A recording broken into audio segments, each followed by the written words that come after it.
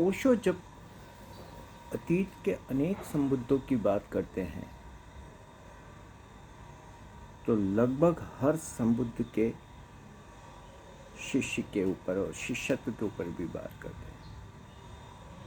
और ऐसा लगता है कि क्या तो गुरु, क्या तो सदगुरु और क्या उनके शिष्य, क्या गुरु शिष्य का एक उत्कृष्ट रिश्ता। कितने ही जब ओशो बुद्ध की बात करते हैं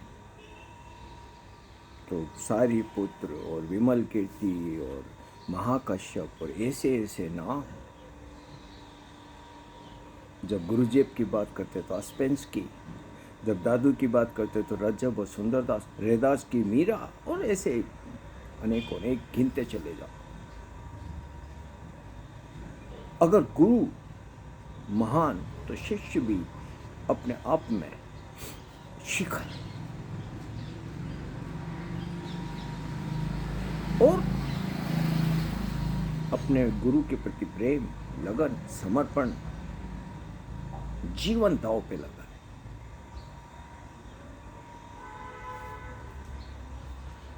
और जब गुरु शरीर से विदा हुए तो उनकी संदेश की ज्योति को बुझने नहीं दिया। महाकश्यपा ने बुद्ध के संदेश को संभाला, बोधि धर्मा ने पूरे एशिया को रंग दिया तो बुद्ध के संदेश। और आज तक जब दादू विदा हुए तो रजब और सुंदरदास ने वो फिर मशाल थाम ली।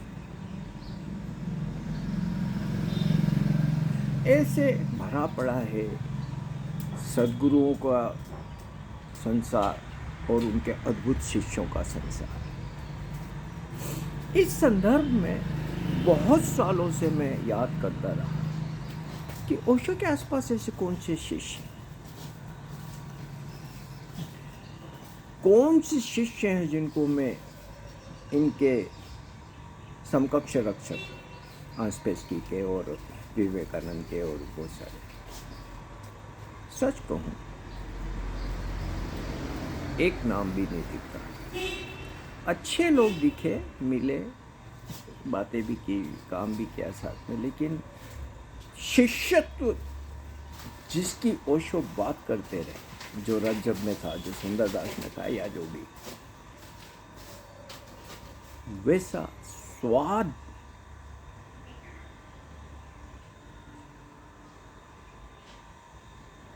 नहीं दिखा।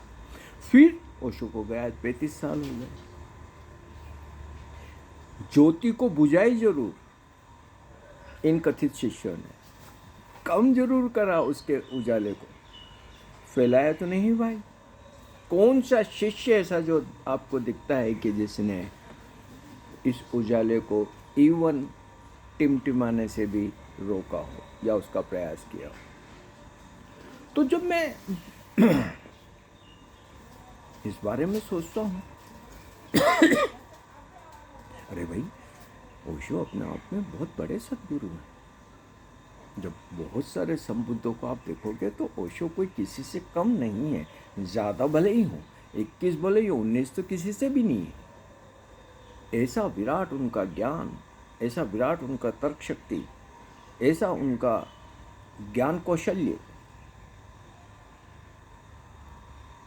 और पूरी दुनिया के लोगों को अपने पास इकट्ठा कर लेना। कौन सा संबुद्ध ओशो के पहले ये कर पाया? सभी के अपने अपने छोटे छोटे क्षेत्र थे, तो अपने अपने क्षेत्र के लोगों को तो अपने पास बुला लेना बड़ा आसान है, क्योंकि उनकी कंडीशनिंग एक जैसी होती है, विचारशैली एक जैसी होती है, कई तरह की परंपराएं और रीति रिवाज सब एक जैसे होते हैं, भाषा, बोली चाली सब कुछ एक जैसे होते हैं। तो उनको अपने मौन से अपने पास बुलाना कोई बहुत चुनौती भरा भी। लेकिन ओशो ने तो पूरी दुनिया के लोगों को बुला लिया अपने पास। ऐसा तो मानव जाति के इतिहास में पहली बार घटा कि एक व्यक्ति ने एक जगह बैठ के दुनिया भर के साधकों को अपने पास इकट्ठा कर लिया। वैज्ञानिक, डॉक्टर, प्रोफेसर, चिंतक, विचार, कौन नहीं, हमने तो आंखों से देखा वो सब होते हुए। पर शिष्यत्व की जिसकी बात ओशो करते रहे, क्या वो दिखा?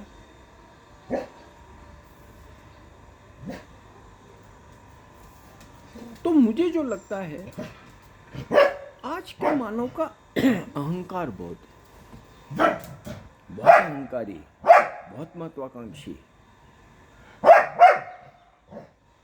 इतना जड़ है वो कि किसी को समर्पित नहीं हो सकता।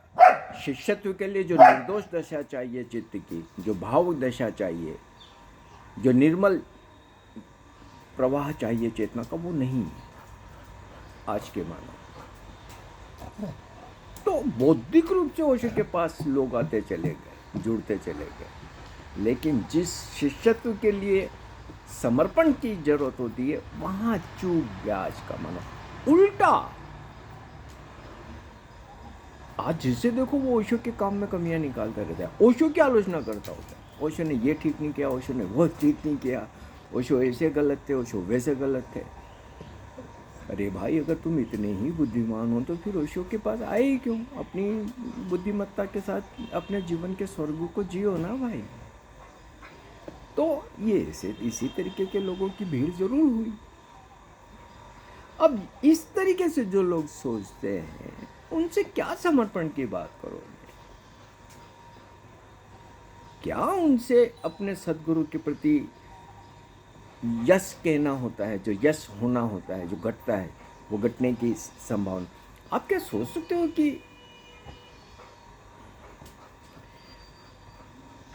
कितने समुद्रों के सद्गुरुओं के शिष्यों ने अपने सद्गुरुओं की आलोचना की होगी, बुराई की होगी? इक्के दुक्के कभी हुए होंगे, लेकिन यहाँ तो जमात बड़ी पड़ी, जिससे तो कोई, और अब तो सारे जिसको देखो वो जीवंत गुरु बन रहे। किसी ने टोपे पहन लिया, किसी ने ये पहन लिया, किसी ने वो पहन लिया, शुरू हो गए सब। इतना घटियापन पहले कब हुआ यार? छोटी मोटी घटनाएं और अपवाद तो होते हैं, लेकिन अब तो पूरा ही जैसे, तो कहीं न कहीं तो मानना पड़ेगा कि आज के मानव में बेहद भयावह खोट है।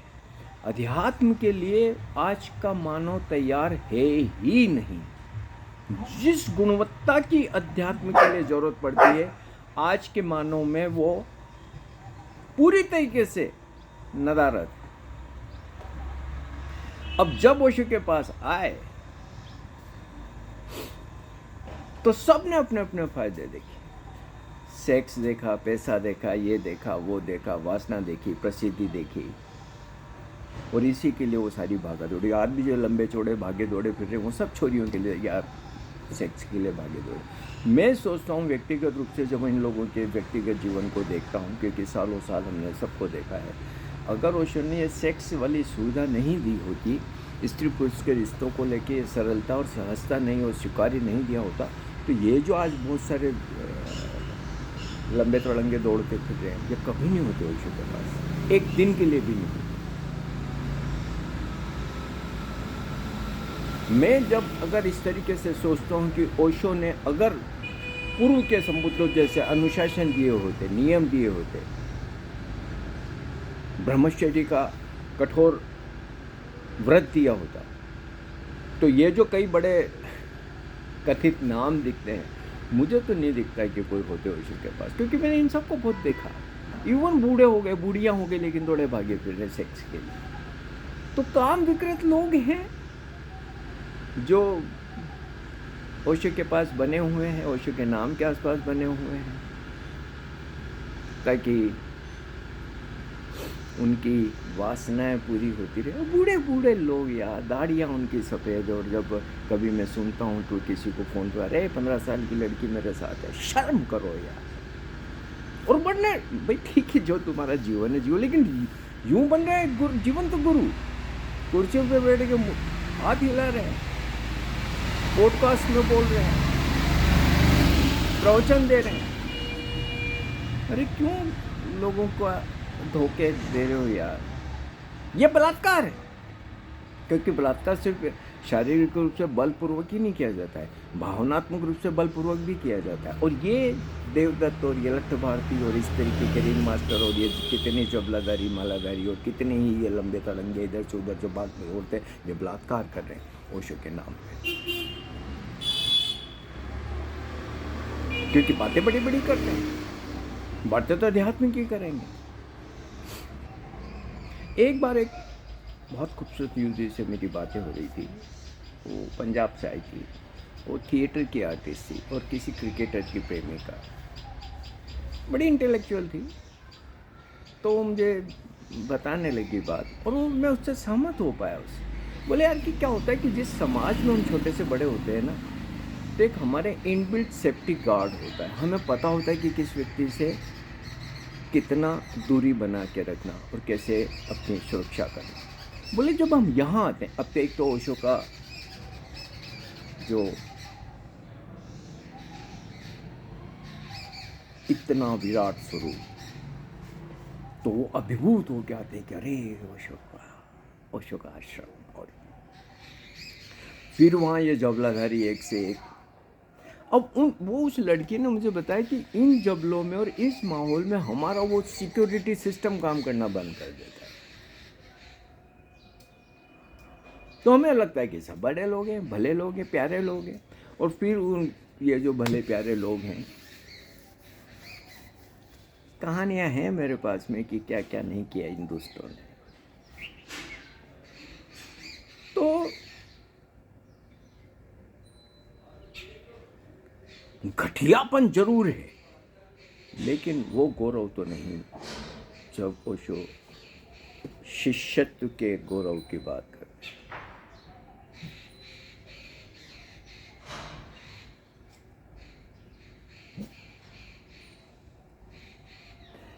अब और मैं ये कह रहा हूँ कि ऐसा नहीं कि पुरुष, मैंने इवन स्त्रियों को देखा, मैं तो हैरान होता था यार कि 60 70 साल 80 साल की महिलाएं भी, क्योंकि मैंने समाज में, हो सकता है मेरी कंडीशनिंग हो, मुझे तो आज भी कोई बूढ़ा लड़कियों के चक्कर में पड़े तो मुझे अजीब लगता है, या बूढ़ी, मुझे तो अजीब लगता है। आज मैं 10 साल से ज़्यादा हो गए होंगे, मैं शारीरिक संबंध न तो बनाता हूँ, न किसी से जुड़ता हूँ, न मेरे अंदर से कोई ऐसी इच्छा आती है। और मुझे लगता है ये स्वाभाविक भी। अभी मेरी उम्र है क्या कि मुझे खुद को शर्म आ जाए। तो लेकिन यस, बहुत बड़ी जो ओशो के पास बने रहने की बहुत लोगों के लिए चीज़ रही, वो सेक्स रहा। ये मैं ईमानदारी से कहता हूँ, और ये मेरे जीवन भर का अनुभव। इतना कामुक व्यक्ति जब हो, उससे शिष्यत्व की तो अपेक्षा आप नहीं कर सकते। वो शिष्य बनेगा किसी का, ये तो संभव नहीं। एक कामुक व्यक्ति शोषण करता है, शोषण करना जानता है, देना नहीं जानता। कामुक चित्त विकृत माइंड, विकृत चित्त होता है। इवन वो ओशो का शोषण कर लिया, इन सब आज भी कर रहे हैं।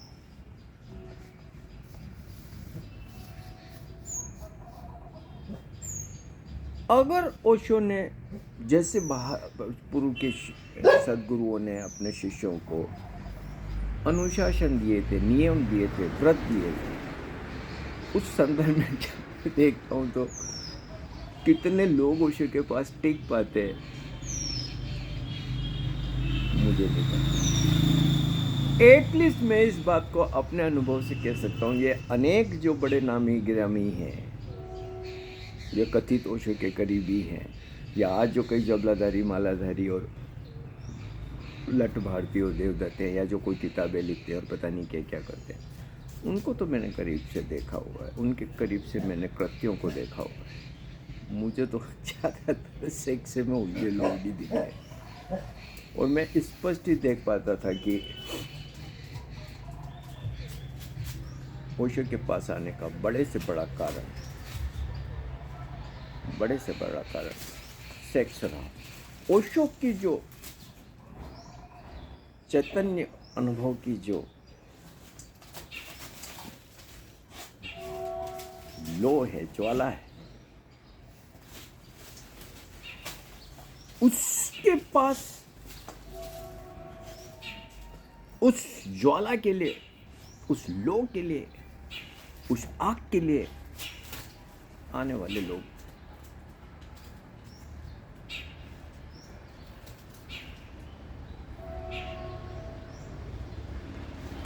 क्योंकि जब उस लो के लिए आओगे तो उस लो में आपको मन मिटना होगा।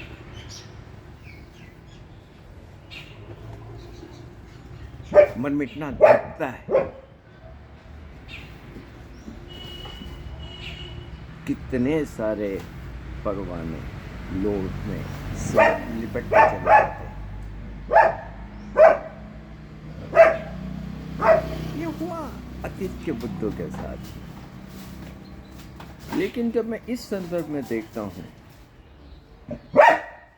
तो मुझे ऐसे कोई शिष्य तो नजर नहीं आया। मेरा अपना अनुभव तो ऐसा। हाँ, अपवाद हुए होंगे जो नजर में नहीं आए होंगे, बाकी तो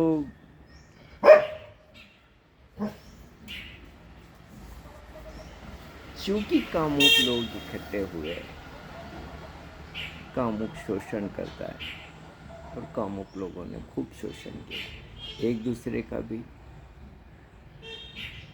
ओशो की जगहों का भी, ओशो के नाम का भी, ओशो की देह का भी।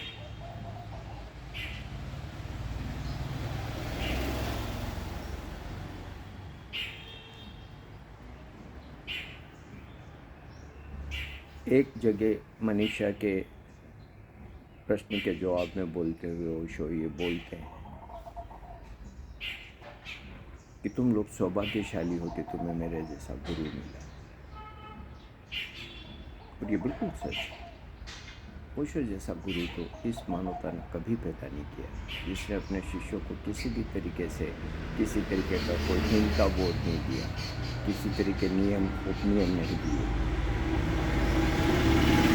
उनकी निष्ठा का इतना सम्मान किया, उनको जैसे वो हैं वैसा स्वीकार किया, कोई काटछाट की और बदलाव की अपेक्षा तक नहीं। और तो और बात के समय तो अपना मित्र भी कह दिया। हालांकि उनने फिर ये बोला कि मेरी तरफ से तुम मेरे मित्र हो, लेकिन तुम्हारी तरफ से मेरा मित्र बनने के लिए तुम्हें चेतना के उस स्तर पर आना होगा जिस स्तर पर मैं हूँ, क्योंकि मित्रता समान तल पे घटती है। तो ये जरूर उन्हें एक बात जोड़ी थी, लेकिन फिर भी अपनी तरफ से तुमने मित्रता का मित्र बनाया।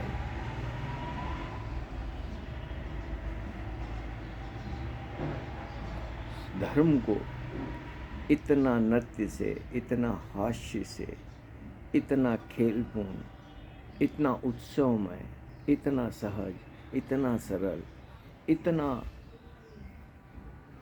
रंगों से भरा हुआ ओशो ने दिया।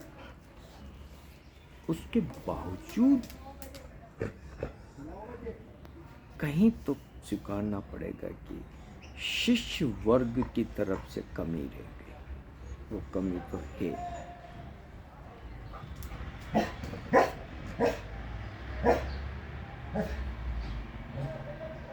हमारे चैनल को सब्सक्राइब करिए, लाइक करिए, शेयर करिए।